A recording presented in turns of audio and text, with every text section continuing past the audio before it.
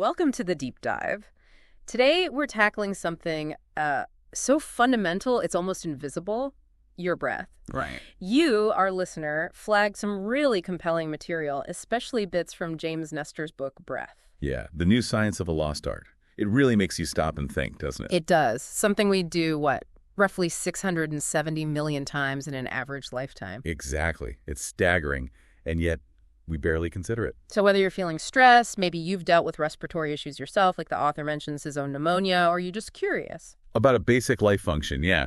This dive into the lost art and science of breathing is definitely for you. Right. Our goal here is to sort of cut through the noise, pull out the key insights from these sources. Understand how we breathe, why it matters so much. And crucially, how maybe changing our breathing, even slightly, could have some pretty big health benefits. Consider it your fast track. Becoming well-informed on something you literally do every second. Okay, let's jump in. The book kicks off with this pretty provocative question, doesn't it? It does. Why are modern humans the worst breathers in the animal kingdom? That's a bold claim. It is. And Nestor points to the industrial age as this, major turning point. He suggests that something like 90% of us. 90%. Yeah, 90% are breathing incorrectly, which is just wild. That's almost everyone. And it's contributing, apparently, to a lot of the chronic diseases we see today. But there's hope, right? The research suggests we can actually change things. That's the encouraging part. It seems many modern ailments could be reduced, maybe even reversed, just by changing how we inhale and exhale. It really challenges how you think about health. Totally.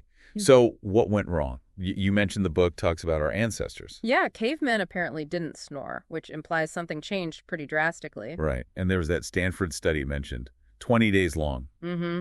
Looking at nose versus mouth breathing, imagine signing up for that. Well, the author, Nestor, he actually did it. He was part of the experiment. No way. What did he do? He deliberately blocked his nose. Yeah. For just 24 hours initially. Get this. Yeah. A 1,300% increase in snoring. 1,300? And a 4-fold jump in sleep apnea events. Just from one day of mouth breathing. Wow. That's immediate.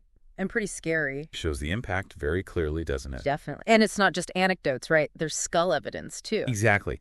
Anthropologists looked at pre-industrial skulls, from the Parascories, the Morton collection, and they consistently found these large sinus cavities, strong jaws, really straight teeth. Unlike what we often see today. A stark contrast, yeah. There are these measurements they use, like the Frankfurt plane. It's basically a way to orient the skull. Yeah. And things like the end perpendicular. They show these older skulls had really well-proportioned facial structures. Yeah. Indicative of good, clear airways and proper breathing. So our faces literally changed. How? Well, this leads into the idea of disevolution. It's a term from Harvard biologist Daniel Lieberman. Disevolution, like evolution going wrong. Kind of. It means evolution doesn't always mean progress. Sometimes changes in our environment lead to traits that are actually detrimental. Oh, like what? Like modern soft diets. And bottle feeding, potentially. The argument is these things lead to less development in our facial bones. Because we're not chewing enough. Precisely.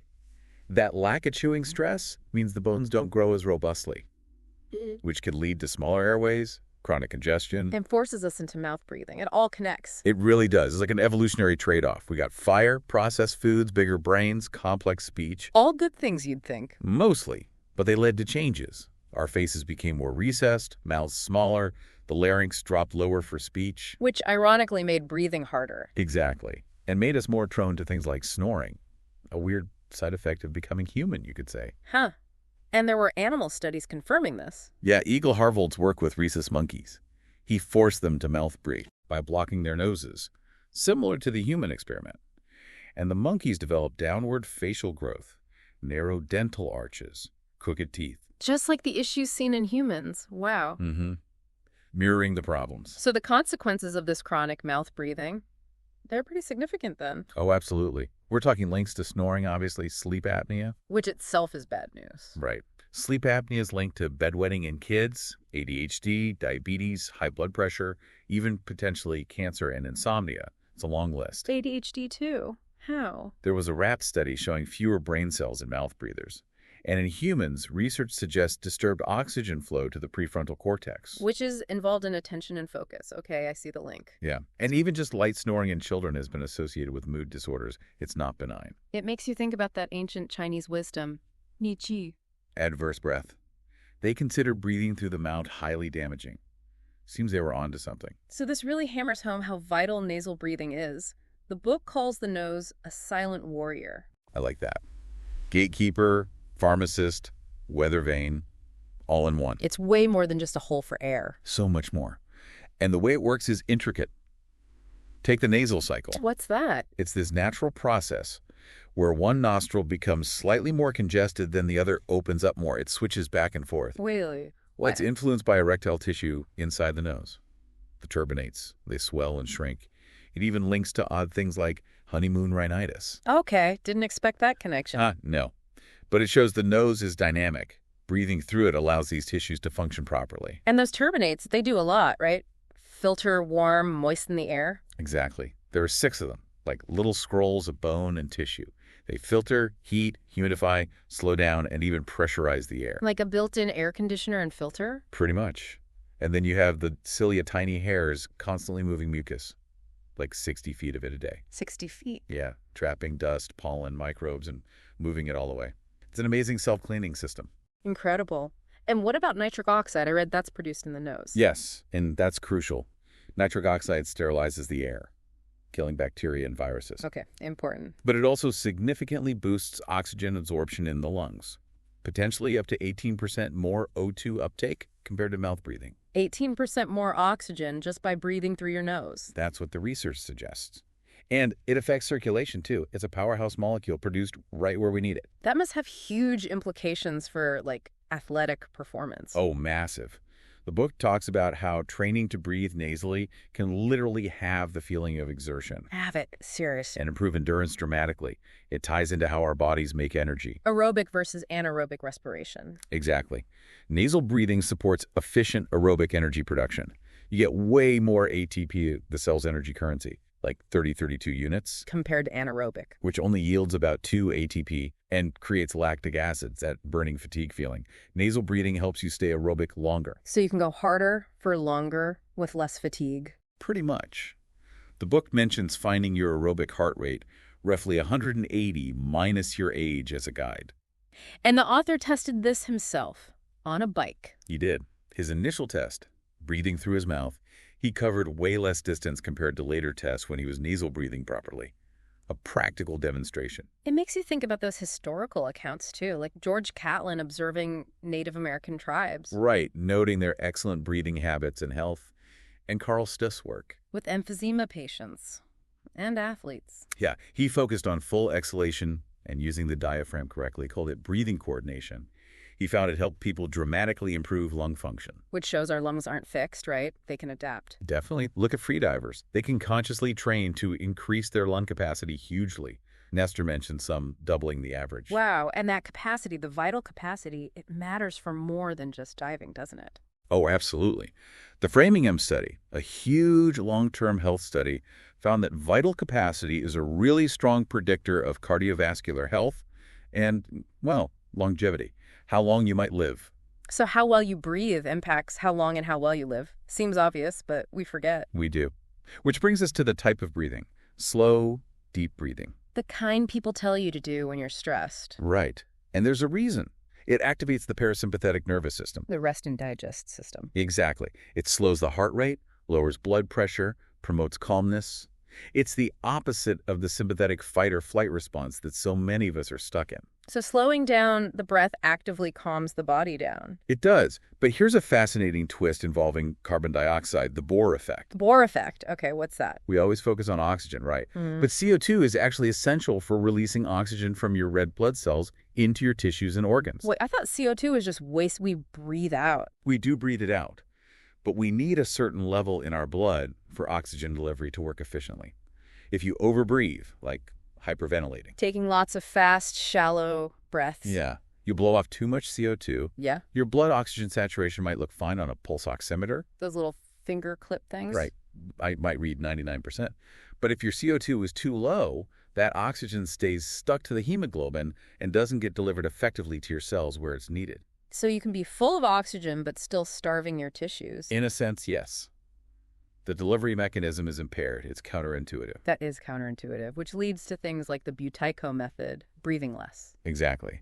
Buteyko is basically hypoventilation training, consciously breathing less, more shallowly, to gently increase your body's CO2 levels back to a more optimal range. And this helps with things like asthma, hypertension. The evidence suggests it can, yes. Migraines too. The target is often around 6 to 7.5 liters of air per minute at rest, which is less than many people typically breathe. Are there studies on this? Oh, yeah. Dr. Alicia Ramirez did research showing Buteyko practitioners had fewer asthma attacks, used lung medication, and actually improved their lung function by increasing CO2. How does it work exactly? Just the CO2? That's one theory correcting a chronic CO2 deficiency. Another involves how CO2 affects blood pH levels, which can influence airway constriction. The exact mechanisms are complex, but the results seem promising for many. It really flips the script on take a deep breath for stress, doesn't it? Maybe a gentle, slower breath or even a slight pause is better. Potentially, yes. Less volume, more efficiency. Okay. And you mentioned chewing earlier, how lack of it impacts facial structure. That's part of reclaiming proper breathing, too. Absolutely. That shift to industrialized soft foods has had a huge impact. Weston Price's research back in the 30s highlighted this link between diet, chewing, and facial development. So tougher foods, more chewing, better facial structure, and airways. That's the idea. Less chewing means less stimulus for bone growth in the jaw and mid-face, leading to smaller mouths, crowded teeth, obstructed airways. The problems we talked about earlier, can that be changed in adults? The book suggests yes, to some extent. Facial bones apparently retain some ability to remodel throughout life. It's encouraging. Which is where things like mewing come in, that focus on oral posture. Right. Mewing emphasizes keeping the lips together, teeth lightly touching, and the tongue resting fully against the roof of the mouth. And posture, like a J-shaped spine. Yes. Correct posture is part of it. The idea is this constant, gentle pressure from the tongue can help widen the palate and improve airway space over time. There are even tongue exercises people do. Interesting. So that's one end, gentle postural changes. What about the other end, the intense stuff? Ah, yes. Things like Tumo breathing, practiced by Tibetan monks, or the Wim Hof method. Sudarshan Kriya is another one. These involve really heavy, fast breathing, right? Seems like the opposite of Buteyko. It is. The principle here is different. It's about intentionally stressing the body through intense breathing patterns and often cold exposure, in Wim Hof's case. Why would you want to stress the body? The theory is it acts like a reset for the autonomic nervous system. It can jolt you out of that chronic fight or flight state and maybe boost the immune system. Wim Hof's feats are pretty incredible. The ice baths, the marathon. Yeah, and studies have shown his method can reduce inflammatory responses. It suggests we have more conscious control over these systems than we thought.